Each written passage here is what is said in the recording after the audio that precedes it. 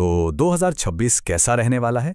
क्या इसमें जबरदस्त उतार चढ़ाव होंगे या फिर ये एक शांत साल होगा? चलिए आज हम एक न्यूमेरोलॉजिकल फोरकास्ट में गहराई से उतरते हैं, जो इकोनॉमी से लेकर इन्वेस्टमेंट तक हर चीज़ के लिए एक बहुत ही दिलचस्प तस्वीर पेश करता है। तो इस पूरे फोरकास्ट का जो सेंटर पॉइंट है वो है रिस्क और अनप्रिडिक्टेबिलिटी। साल 2026 को व्हील ऑफ फॉर्च्यून यानी किस्मत के पहिए या फिर एक रशियन रूले के खेल जैसा बताया गया है। मतलब ये एक ऐसा साल होने वाला है जहां दांव बड़े होंगे, वोलेटिलिटी अपने चरम पर होगी और जो नतीजे आएंगे वो किसी को भी चौंका सकते हैं। तो इस पहिए के पीछे का राज क्या है? इसकी जड़ें साल 2026 के नंबर्स में ही छिपी हैं। चलिए जरा खोद कर देखते हैं कि ये नंबर्स असल में कह क्या रहे हैं। और यहीं पर एक बहुत ही इंटरेस्टिंग बात सामने आती है। आप साल को लिखते कैसे हैं ये बहुत मैटर करता है। जब आप पूरा 2026 लिखते हैं तो इसका टोटल आता है 10, जो कि सूर्य का नंबर है, यानी एनर्जी, रोशनी और जिंदगी का सिंबल। लेकिन अगर आप सिर्फ 26 लिखते हैं तो टोटल बनता है 8, जो शनि का नंबर है और ये देरी और मुश्किलों से जुड़ा है। इसीलिए पॉजिटिव एनर्जी के लिए पूरे साल यानी 2026 लिखने की सलाह दी जाती है। तो चलिए अब देखते हैं कि ये जो नंबर की एनर्जी है ये स्टॉक मार्केट के रोलर कोस्टर को कैसे घुमाने वाली है। क्या हम हीरो की तरह ऊपर जाएंगे या जीरो की तरह नीचे गिरने का सामना करेंगे? तो मार्केट इतना ऊपर नीचे क्यों रहेगा?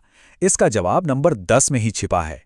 इसमें एक भी है जो एक हीरो की तरह अचानक कामयाबी दिला सकता है, और साथ ही जीरो भी है जो जीरो की तरह अचानक गिरावट का इशारा करता है। यही हीरो और जीरो इफेक्ट 2026 के बाजार का मूड तय करेगा। और ये वॉलेटिलिटी एक ऐसे टाइम पर आ रही है जब इंडियन मार्केट्स पिछले 10 सालों से लगातार पॉजिटिव रिटर्न दे रहे हैं। मतलब सोचिए, पूरे एक दशक तक लगातार ग्रोथ। तो सबसे बड़ा सवाल यही उठता है, क्या 11वें साल में भी ये सिलसिला जारी रह पाएगा या फिर ये हीरो या जीरो वाला साल इस विनिंग स्ट्रीक को तोड़ देगा? तो प्रेडिक्शन क्या है? देखिए, सफर आसान नहीं होगा, काफी झटके लग सकते हैं, लेकिन अच्छी खबर यह है कि साल के आखिर में मार्केट के फायदे में यानी ग्रीन में बंद होने की पूरी उम्मीद है। तो इस ऊपर नीचे होते मार्केट में मौके कहाँ मिलेंगे? चलिए उन खास सेक्टर्स पर फोकस करते हैं जिनके 2026 में चमकने के चांसेस सबसे ज्यादा हैं।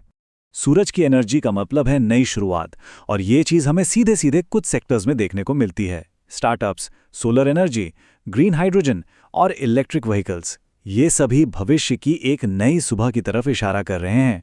लेकिन ये ग्रोथ सिर्फ नई एनर्जी तक ही सीमित नहीं है। आर्टिफिशियल इंटेलिजेंस, रोबोटिक्स और क्वांटम कंप्यूटिंग जैसी एडवांस टेक्नोलॉजीज में भी जबरदस्त तेजी देखने को मिलेगी, और साथ ही मैन्युफैक्चरिंग सेक्टर भी अपनी मजबूत पकड़ बनाए रखेगा। और आखिर में वो इंडस्ट्रीज जो सीधे लोगों की जिंदगी से जुड़ती हैं, चाहे वो एजुकेशन और कोचिंग के जरिए ज्ञान बांटना हो या फूड डिलीवरी और केटरिंग जैसी जरूरी सेवाएं देना, ये सभी इस साल खूब फलेंगे फूलेंगे। चलिए अब शेयर्स की दुनिया से बाहर निकलते हैं और नजर डालते हैं सोने, चांदी और बिटकॉइन पर। यहां कहानी और भी दिलचस्प हो जाती है। तो यहां हर एसेट के लिए एक अलग ही गेम प्लान है। सोने में एक स्थिर बढ़त की उम्मीद है, जिससे ये एक सेफ बेट बनता है। चांदी को एक लॉन्ग टर्म इन्वेस्टमेंट के तौर पे देखा जा रहा है, और बिटकॉइन के लिए एक जोरदार कमबैक की भविष्यवाणी की गई है। और ये सिर्फ 2026 की बात नहीं है, ये एक लंबी इन्वेस्टमेंट जर्नी का रोड मैप है। गोल्ड इन्वेस्टर्स को 2028 तक सब्र रखना पड़ सकता है, जबकि चांदी से असली बड़ा फायदा 2029 में मिलने का अनुमान है। मतलब ये एक मैराथन है, कोई स्प्रिंट नहीं। अब इन बड़े बड़े मार्केट और ग्लोबल ट्रेंड्स से हटते हैं और इसे थोड़ा पर्सनल लेवल पर लाते हैं। देखते हैं कि ये फोरकास्ट पर्सनली क्या मायने रखता है। अगर आपका जन्म इनमें से किसी तारीख को हुआ है तो 2026 आपके लिए कुछ खास लेकर आ सकता है। नंबर 1, 2, 4 और 7 वालों के लिए ये साल विशेष रूप से फायदेमंद माना जा रहा है। और साल की इस सोलर एनर्जी को अपनी लाइफ में लाने के लिए इन वाइब्रेंट वार्म कलर्स जैसे पीला, सुनहरा और नारंगी को अपनाने की सलाह दी जाती है। माना जाता है कि ये रंग अच्छी किस्मत और पॉजिटिविटी को अट्रैक्ट करते हैं। और हाँ, जब भी कोई बड़ा फाइनेंशियल फैसला लेना हो तो एक सलाह ये भी है कि उन लोगों से बात करें जिनका नंबर 1, 3, 5 या 6 हो। ऐसा माना जाता है कि उनकी एनर्जी आपके फैसलों को सही दिशा दे सकती है। तो आखिर में 2026 एक दोराहे जैसा है। एक तरफ है बहुत बड़ा रिस्क और दूसरी तरफ उतना ही बड़ा रिवॉर्ड। ये साल हमें चुनने की चुनौती देता है।